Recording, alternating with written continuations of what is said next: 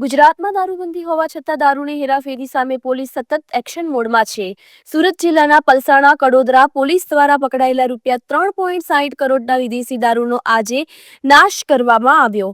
Palsana police મથક વિસ્તારમાંથી ₹1.97 કરોડની 79,000થી વધુ બોટલો, જ્યારે કડોદરા પોલીસ મથક વિસ્તારમાંથી ₹1.62 કરોડની 1 લાખથી વધુ બોટલો જપ્ત કરવામાં આવી હતી।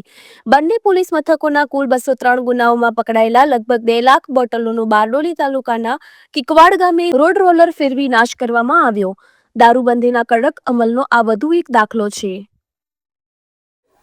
આજરોજ કડોદરા અને પલસાણા પોલીસ સ્ટેશનનો નામદાર કોર્ટના હુકમ મુજબ આબકારી સુપ્રિન્ટેન્ડન્ટ તન્ના સાહેબ અને એસડીએમ પીપળિયા સાહેબની હાજરીમાં 3 કરોડ અને 60 લાખ ઉપરનો દારૂ આજે કિકવાડ ખાતે નાશ કરવામાં આવેલ છે। કુલ નાના મોટા 200 ગુનાનો આ મુદ્દામાલ હતો અને તમામ મુદ્દામાલ ટ્રક મારફતે આગળ પાછળ પાઇલોટિંગ કરી અને સુવ્યવસ્થિત અહીં ગોઠવી અને રોલરથી નાશ કરવામાં આવેલ છે।